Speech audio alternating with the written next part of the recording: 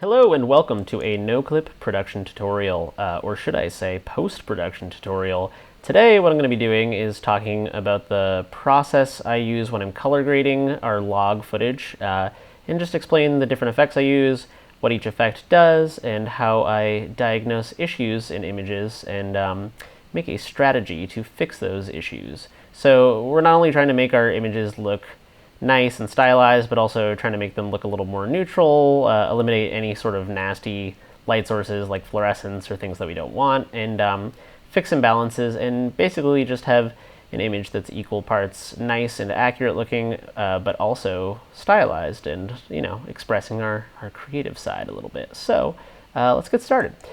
So the first thing you do is you go to your project window and you go New Item, Adjustment Layer, and create one. So I've already got one created here, but basically all you do is just drag it onto a video layer above your clips, and yeah. So what we're going to do with that is I apply my effects chain to the adjustment layer so that when I make changes, I can do an A/B comparison between, I'll show you for example, if I make a change to this image and then I turn this layer off, I can see the original log image before any changes are made.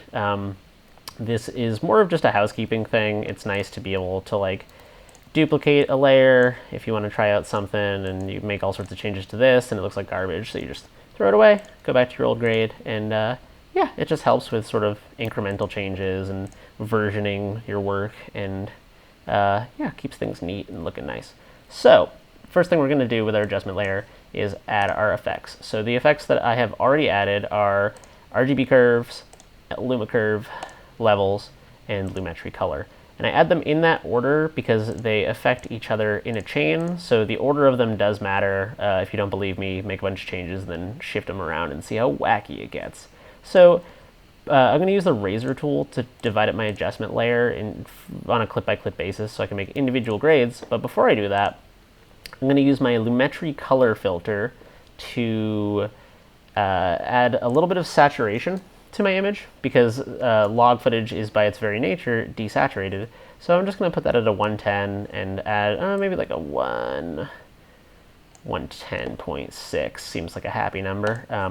And all I'm doing is basically doing that to set the saturation a little bit higher on every image all at once. I can tweak on an image by image basis, but it's just easier, and that way you won't forget later. And it also helps with your grade because it punches the colors through a little bit more. So let's start with our first image. I picked this image because it has the unique challenge of having quite the exposure differential between the sky back here and our subject here. So what we want to do is bring up his exposure and crush our black levels down and leave some of the sky intact. So we don't need all of this. Like right here is the brightest part of it, you can tell. So we're probably going to lose some of that, but as long as we can have some definition in our sky and our subject looks nice, that is all I'm worried about.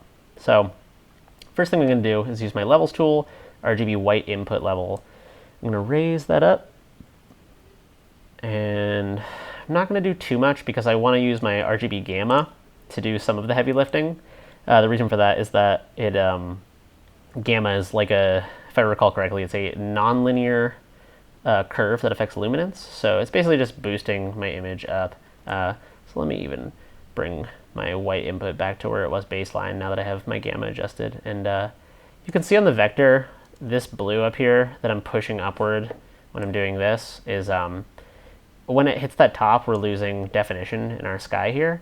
So as I said, we're going to lose that high area, but I'm not too worried about it.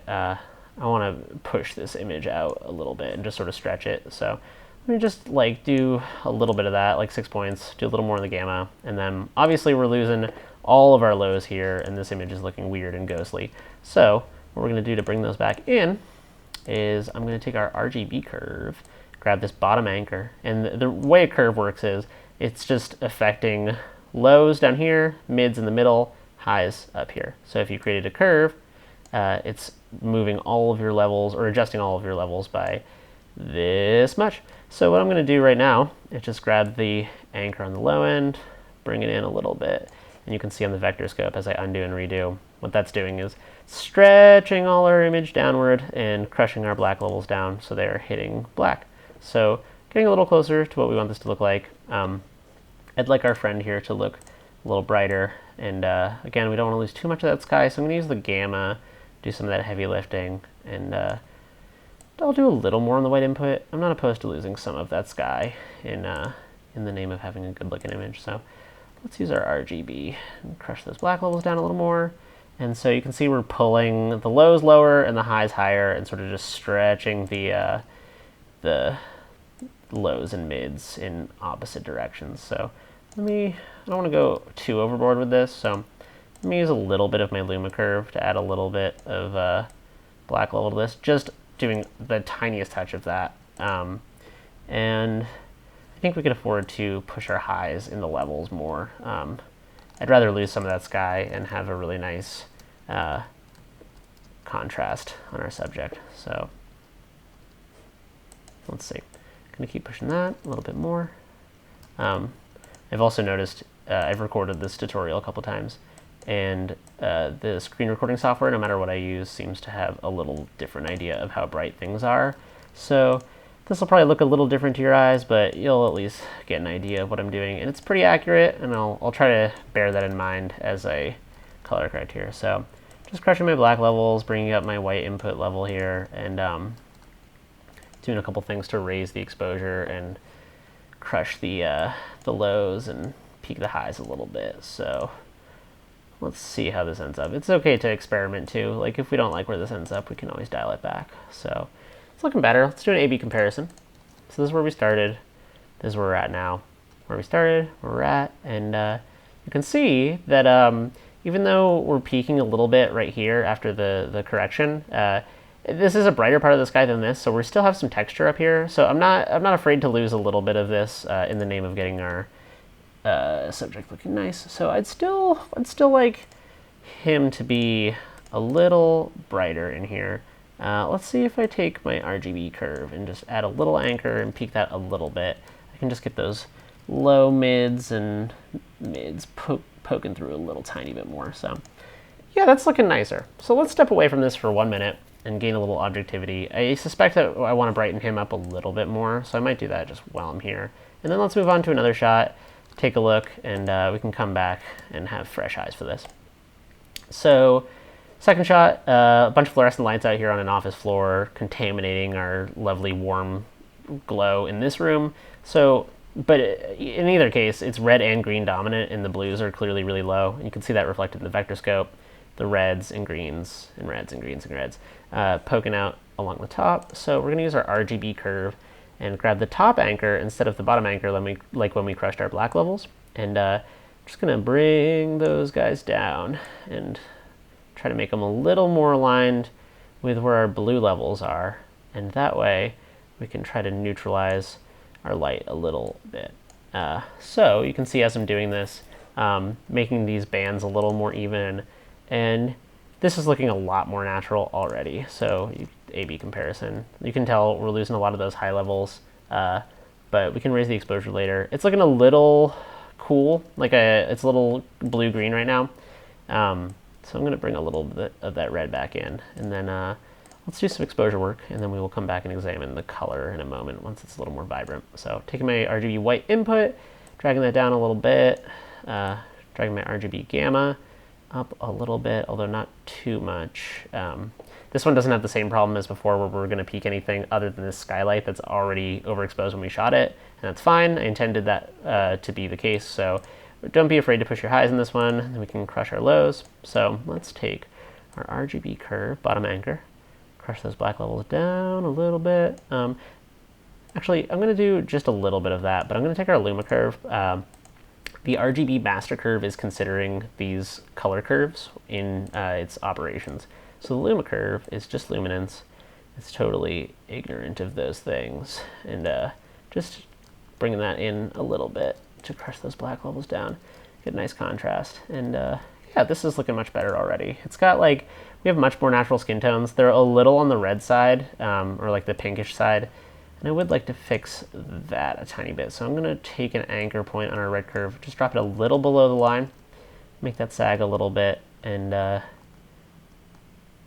yeah, I kind of like this warmness, but it definitely detects as red to my eye. This looks a little too green. Maybe I can split the difference. If you want to get a little more precise with color subtraction, instead of doing that curve, I'm going to go to my levels, and go to my, I have a squeaky mouse wheel that you're hearing in the background. Go to my red, white output level, I think. Yes. So red, white output level, and I'm just going to take a few points off of the highs and subtract a little bit of red from the highs rather. So just 3 points. It's not super detectable, but it makes me read this image a little bit less as like overtly warm. Yeah, you know, I kind of like that reddishness a little bit to it. It doesn't look super unnatural to me. Maybe I'd split the difference and just subtract like 1 or 2 points from that. Let's do 2. I feel like 1 is going to be not noticeable at all. So we'll do an A/B comp really quick. That's where we started. That's where we're at. I think the exposure needs to come up a little bit. Again, the recorder may be interpreting this a little differently. It seems to be a little hotter, but yeah, I'm not opposed to making this a little contrastier. So push the exposure up a little bit. It's looking nice. It's looking vibrant. It's looking much more natural. Let me try subtracting a little tiny bit of blue from the gamma in this and see if that doesn't sort out our like pinkishness thing. You know, instead of doing that, you know what I suspect it may be because I subtracted so much green that like, you know, you can't necessarily just like make all these line up and it makes things look neutral. It's unfortunately not how it works. So yeah, still a little bit of like a pinkish thing going on. Let me come back to this one in a second. Let me take a moment and let's move on to our third shot and gain a little objectivity, and then we'll revisit our first 2 shots and see how we did. So this one shot in a very dim hallway, only lit by fluorescent lights. So our obvious challenge is going to be raising our exposure, which I'm doing with my RGB white input over here. And then I'm going to shrink down the scope a little bit. I think you guys mostly get the idea, and it's kind of just like an overall representation, but seeing the image is also very important. So I want you guys to see what's going on. Boosting with the RGB white input. Let me do a little bit less of the heavy lifting on that, do a little more of the heavy lifting on the gamma. So you can see I just basically spread this out a little bit and shifted it up. And now I'm going to use my RGB curve, and I am going to crush my black levels down just a hair, and then I'm going to do my Luma curve to crush the black levels a little more. And the reason for that is I don't like to lean too hard on one tool to do the entire job. I find that I've gotten some interesting effects by splitting out the job to multiple effects. So again, I'm going to do what I did before to subtract green from the highs, grab the top anchor on the curve, and bring that down. And you'll see on the vector over here, bringing it down to meet this blue band that's in here, and I'm going to bring the red that's up here down to the blue band as well. And what I'm attempting to do is mix those all a little more evenly so that this bit here looks more like neutral white as opposed to the like green it does before I do any of that. So even with the exposure needing some work, you can already see looking a lot more neutral. So let's go back to our gamma, boost that up because we lost some definition and exposure doing that.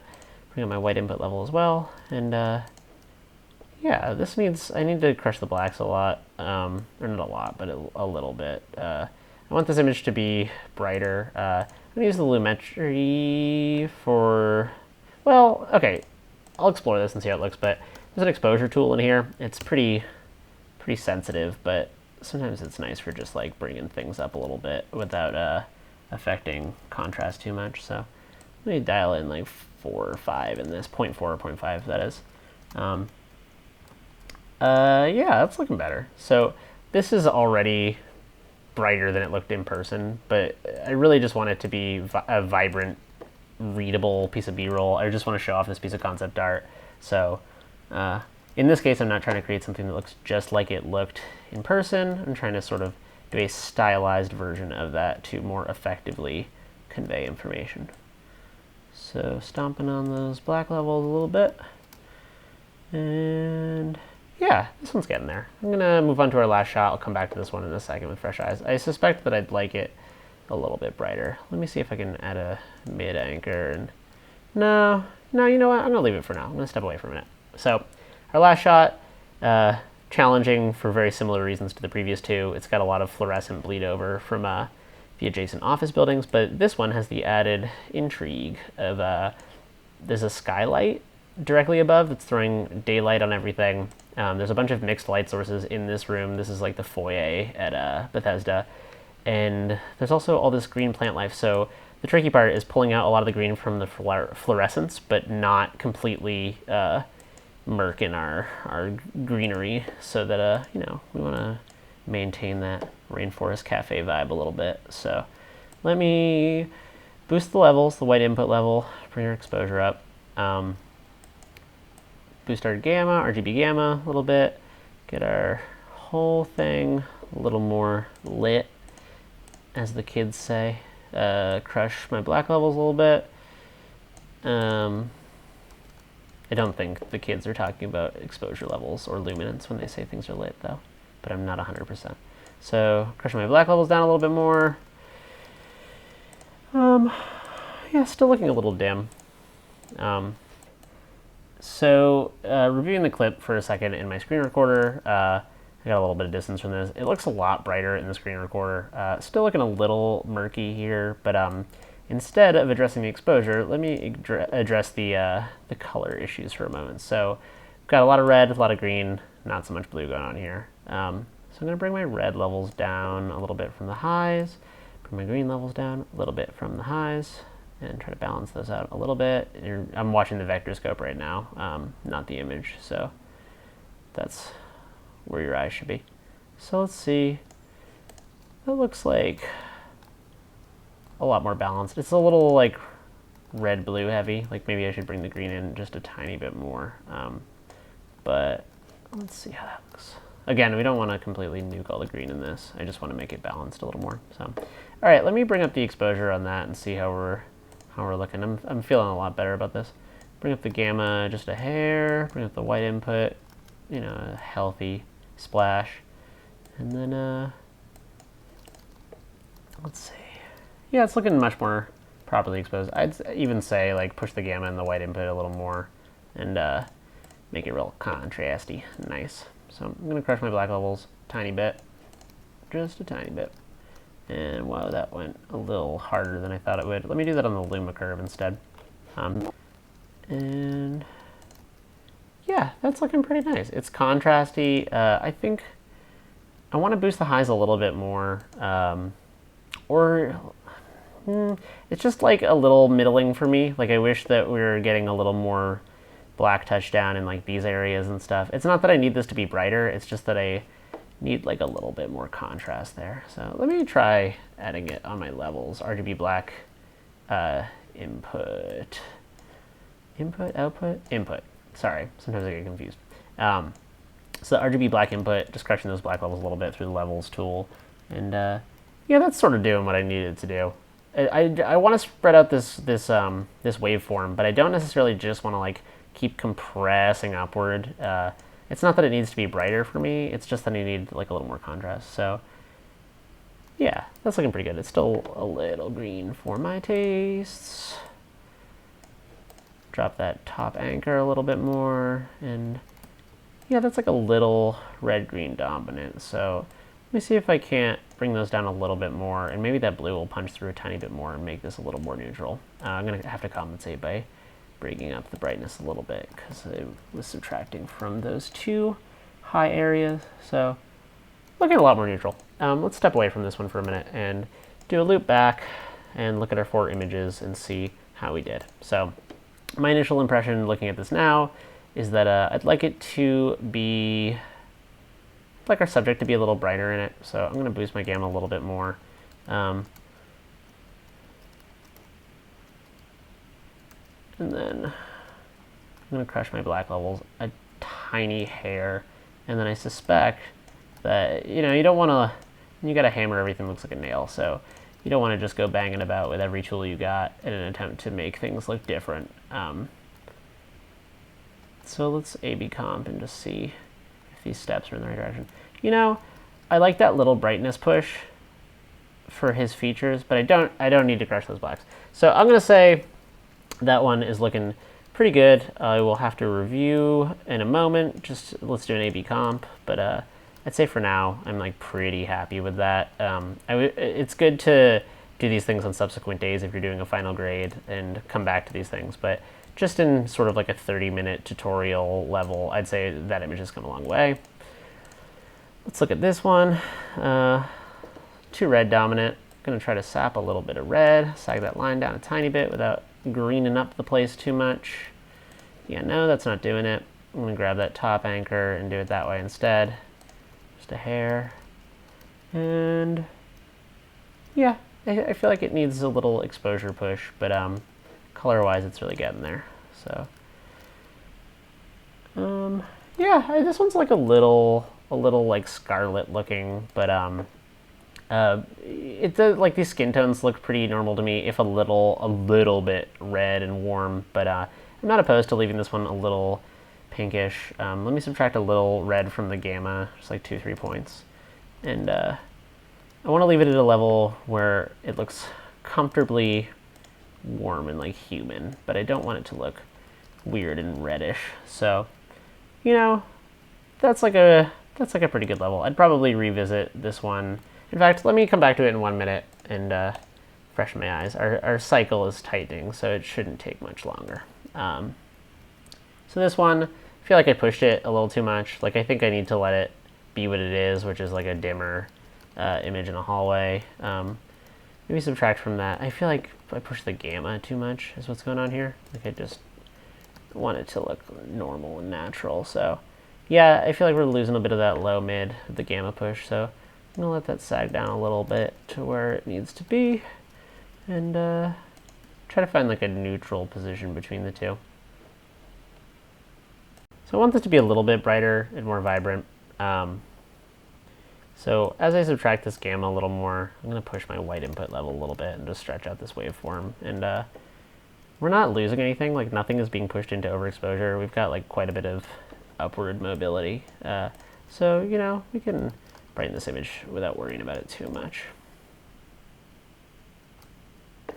Yeah, I'm just going to keep going with it. You know, like I want it to look vibrant, and I want those like white areas to look like pretty white and not just like a weird like muddy darkness. So crush my green levels down a little bit because it's looking a little green to me. Do the same with my reds, try to make those blues look a little more prominent and make things look a little more natural.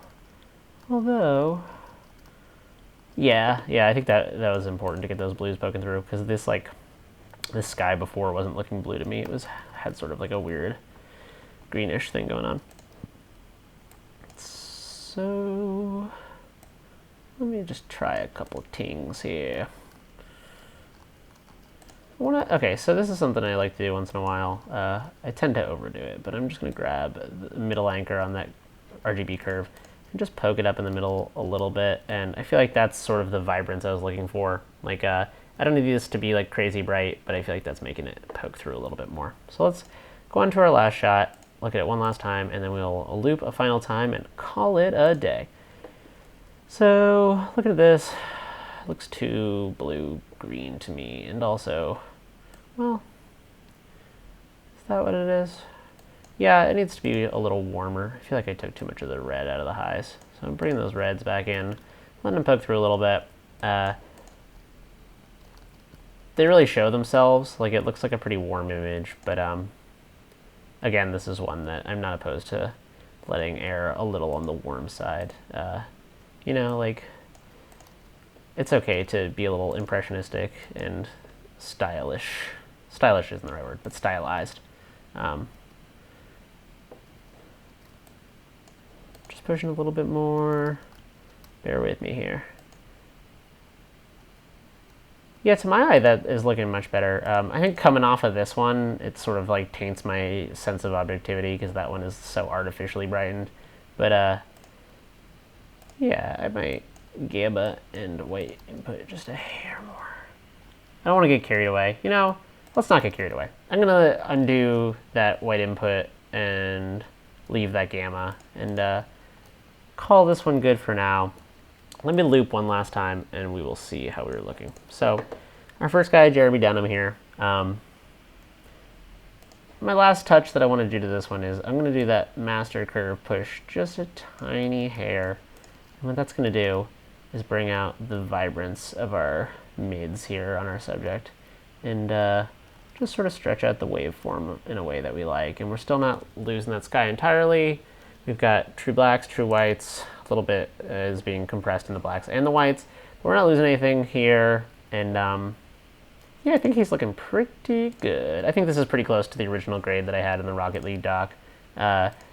If I was doing this for a final grade, again, I would export this, look at it on multiple sources, like on my phone and on a couple different monitors, like my external monitor and my MacBook monitor, and try to assess it a little more objectively. But I think let's do an A/B comparison and just see. We've come a long way, and in a short time, and it's looking much better. And yeah, I think this illustrates the point of like where I wanted to take this, and then the last like 5% of dialing this in would just be sort of like what I was feeling on any given day when I was looking at it. So let's look at our second shot. Still looking a little low to me, like exposure wise. Like I might want to just bump the gamma a hair. I know that I tend to overdo the exposure stuff a little bit, but yeah, let me do that, and then let me crush my black levels a tiny, tiny bit. You know, let me try something actually. What if instead of crushing my blacks in my RGB here, I do it in my Luma curve and try to leave my RGB curves alone a little bit more. Nah, it doesn't really make a difference. All right, cool. Sorry, just trying something out here. It's important to experiment, especially at this latest stage. Like, don't be afraid to see what you can pull out of an image. So, the one thing I want to do on this one is, I feel like, did I subtract any green through the levels here? No, just red. I think I want to bring a little bit of that green back in. I think too much of it is sort of making this a little too blue-green dominant.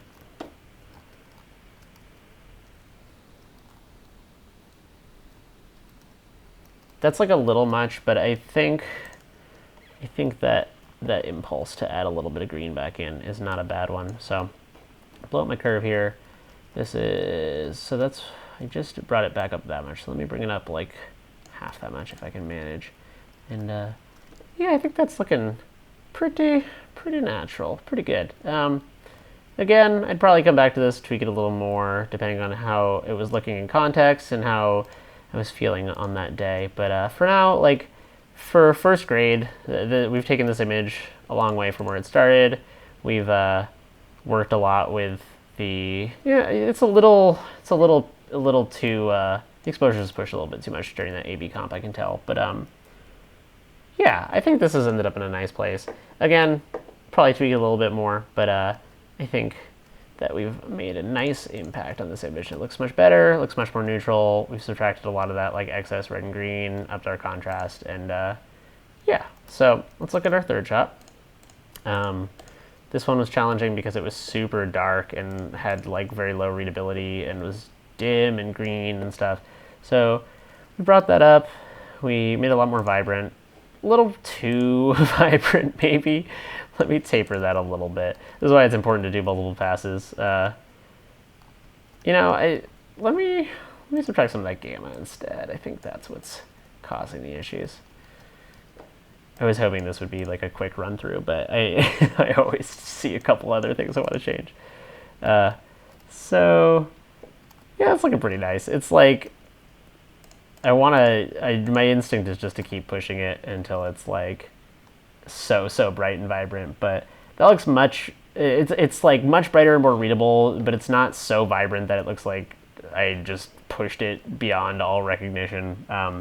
So yeah, I might push this one a little higher in my final grade, but for now I think that's a pretty safe landing spot for us. And finally, our Mr. Handy, let's see how he's looking. He always looks a little dim to me after that crazy brightening job on the previous image, but let me poke a little more white input on him, and a little more. And it also gets brighter towards the top of this shot, so you can't really just judge a shot by one still frame of it. But yeah, you know, I feel like, let me see if doing that RGB curve middle poke upward serves him well.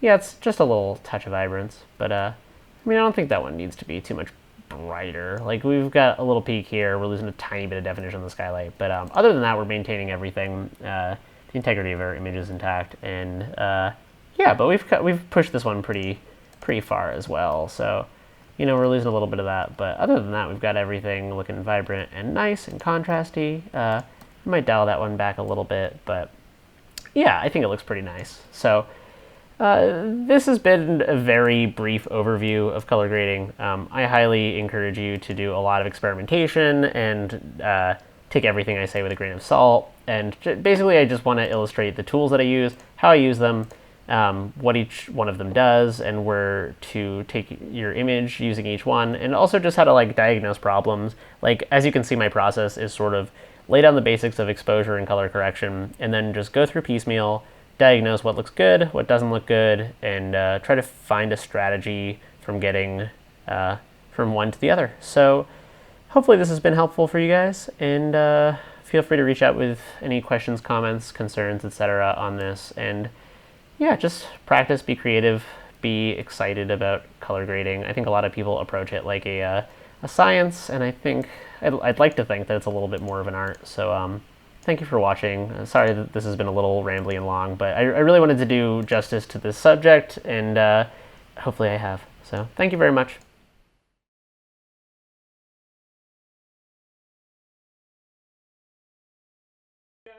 The entire structure of the storyline and the lore in the Dark Brotherhood and Oblivion is really a twisted sort of bastardization of Catholicism. Right. There's Sithis is God. There's the Night Mother is Mary. So when you view it under that lens, so it's really easy for me to just like, let's take this, make it evil. Right. Person, and I didn't, and so.